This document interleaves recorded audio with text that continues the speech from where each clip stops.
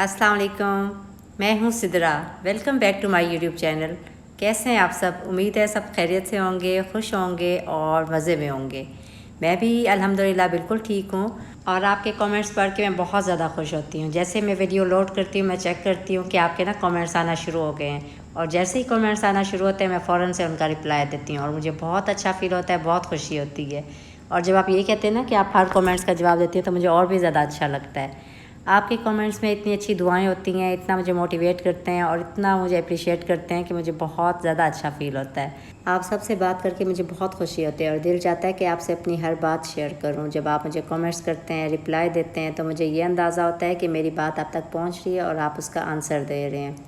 मुझे बहुत से फ़ोन आ रहे हैं, कुछ मेरे फैमिली मेम्बर्स, कुछ मेरे रेगुलर क्लाइंट्स और कुछ मेरे ऐसे स्टूडेंट्स जो मुझसे दूर थे और राब्ते में नहीं थे। अब वो वीडियोस देखते हैं और मुझे बाकायदा फ़ोन करते हैं, बताते हैं मुझे कि हमारी आधी मुलाकात तो आपकी वीडियोस देख के हो जाती है।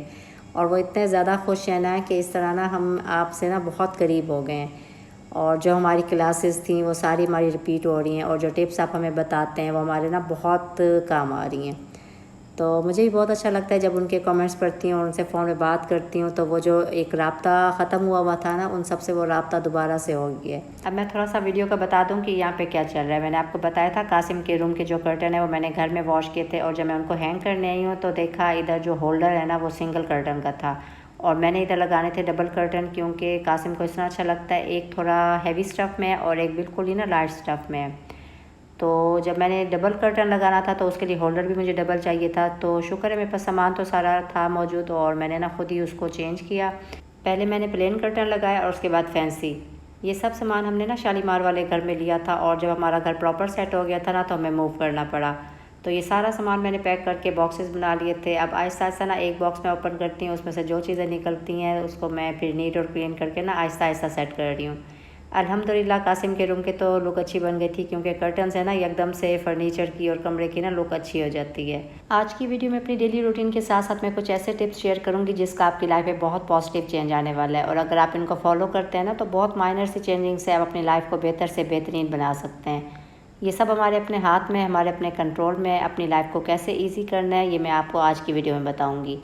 लेकिन उससे पहले एक सवाल का जवाब मैं देना चाहूँगी जिसके लिए मुझे बहुत ज़्यादा कमेंट्स आ रहे थे और उनका रिप्लाई देने के बाद भी वो सवाल बार बार रिपीट हो रहा था। तो मैंने कहा आपकी परेशानी दूर कर देती हूँ और उसका जो आंसर है वो मैं वीडियो में ही बता देती हूँ। तो आप समझ गए होंगे कि मैं किसके बारे में बात कर रही हूँ।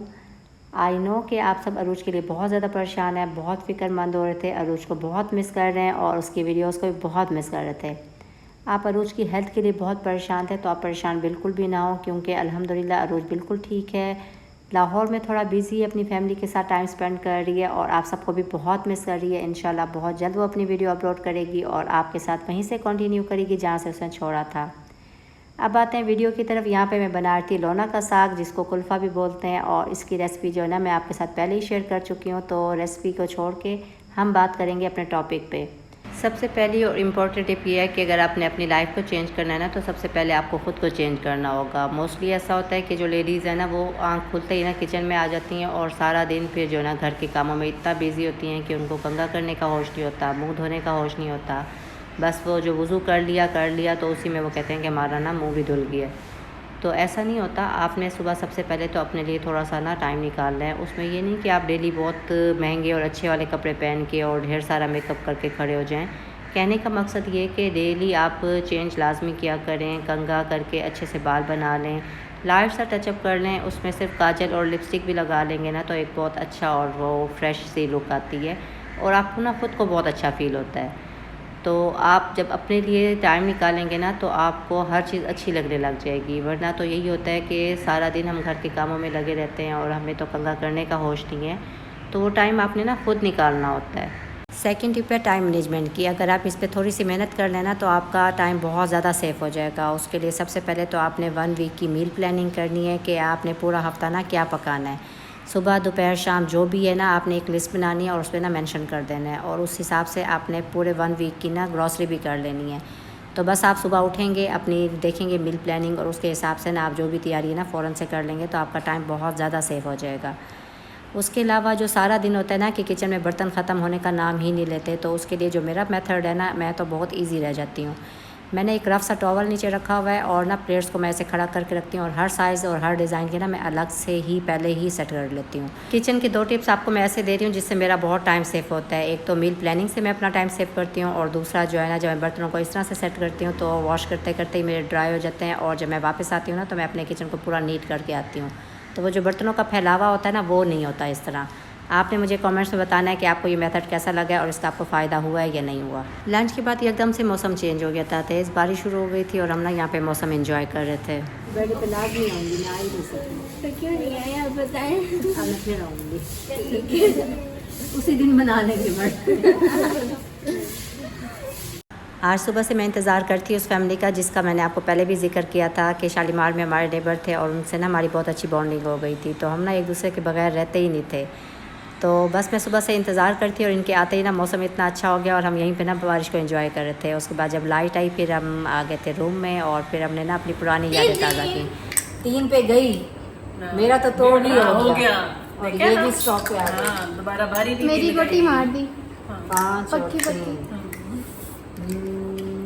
अब मेरे को भी खतरे में आ गई। 3 और 5 यहाँ आती है ऐसे। ना वो लोग लाते हैं, हम सारे ना हाथ आगे करते हैं फिर एकदम पीछे। इसको इधर कर देते वो हैं भी और 1 2 3। कौन सा हाथ? ऐसे वाला। गोटी मार के अच्छा नहीं किया। कोई बात नहीं, होता है। अच्छी आता था घूम के।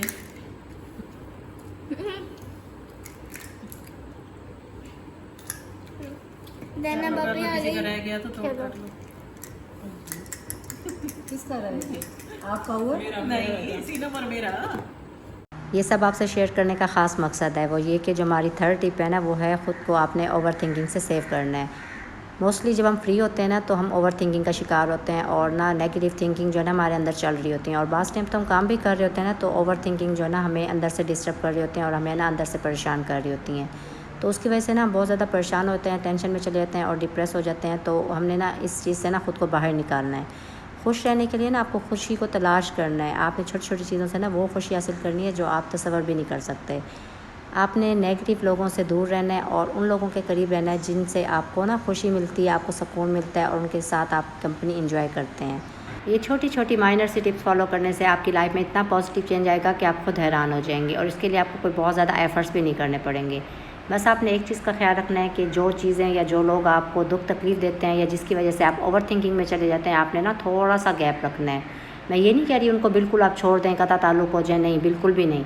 आपने बस इतना गैप रखना है कि आप जब मिलें अच्छे तरीके से मिलें और जब जुदा हों तो आपके बीच में ना कोई ऐसा तनाव या ऐसी बात ना हो।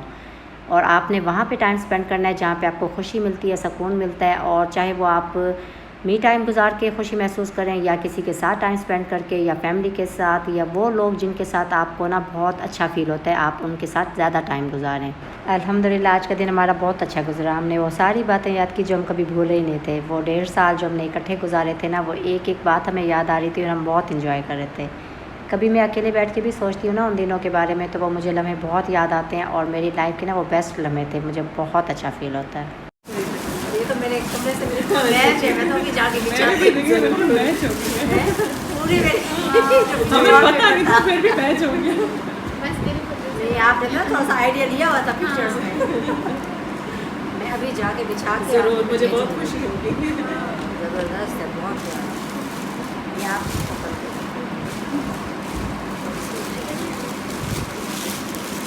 ये मरियम का है, बहुत ज़्यादा। ये भी लगता है मेरे कमरे में जाएगी। हाँ, आप इसे रात को इस्तेमाल चिचिया डाल रखिएगा ना मरियम। ये भी मेरे रूम में जाएगा। ये भी मेरे रूम में जाएगा और ये भी मेरे देखें वो मरियम जो है वो। आज की मेरी आखिरी टिप जो है वो है मोहब्बत का इजहार करना। मोहब्बत का इजहार करना बहुत ज़रूरी है, ख़ास तौर पे उन रिश्तों के लिए जिनके लिए आपके दिल में बहुत ज़्यादा मोहब्बत है लेकिन आप इजहार नहीं कर पाते। उनको ये एहसास दिलाना बहुत ज़रूरी है कि वो बहुत ख़ास हैं आपके लिए। और मोहब्बत के इजहार के लिए एक बेहतरीन अंदाज़ है तोहफ़ा देना। हज़ूर पाक को भी पसंद था आप एक दूसरे को ना तोहफ़ा दिया करें। तोहफ़े की कीमत नहीं होती, उसके पीछे जो आपका एक अंदाज़ होता है, मोहब्बत होती है, एहसास होता है ना, वो ख़ास होता है। और वो जब चीज़ें हम इस्तेमाल करते हैं ना तो उसके साथ बहुत सी मीठी मीठी यादें जुड़ी होती हैं जो हमें एहसास दिलाती हैं कि हम किसी के लिए बहुत ख़ास हैं।